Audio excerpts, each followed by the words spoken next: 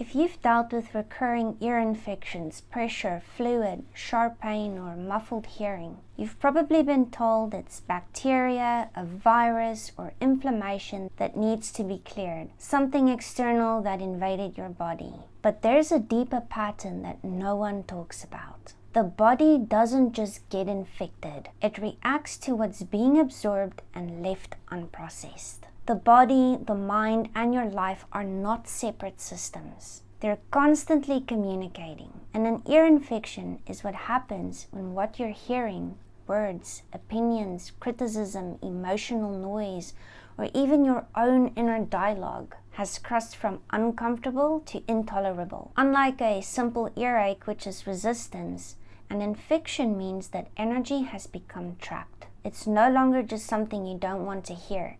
It's something that has been swallowed, held in, and allowed to fester. The fluid behind the ear represents unshed tears, unexpressed grief, or overwhelming information you've taken in but never processed. The heat and the inflammation represents irritation, frustration, or anger. The body is literally inflamed by what it's been forced to listen to, and the blockage is the final message. I refuse to hear this anymore. And this is how self-sabotage begins. Not just as self-destruction, but as self-preservation. At first, the system tries to interrupt gently, through emotional discomfort, through overwhelm, through feeling drained after conversations or situations. When those signals don't create change, the patterns escalate. You may notice life starting to mirror the same dynamic.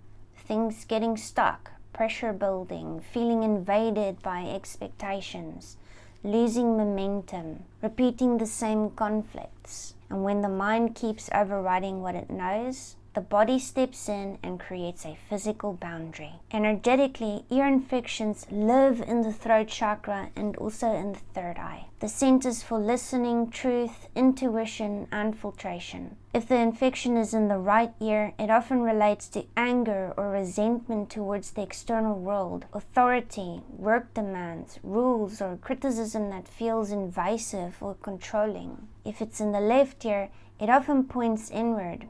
Ignored intuition, emotional pain, or feelings you've been holding back for way too long. Either way, the conflict is exactly the same.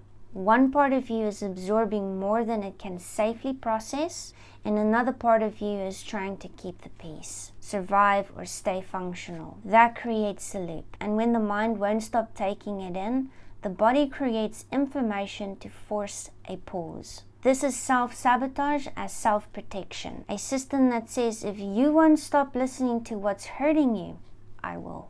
That's why it feels so painful. That's why it feels urgent, and that's why it often comes back if the pattern underneath isn't addressed. Understanding this is where things can begin to shift. When you start recognizing what your body is trying to express emotionally, mentally, and energetically, this is where you need to begin to listen. We're talking about the 7 cycles of self-sabotage in our event this week, and if you'd like to dive deeper into this, to understand this at the deepest level, come and grab your seat at the link on my bio. I'll see you there.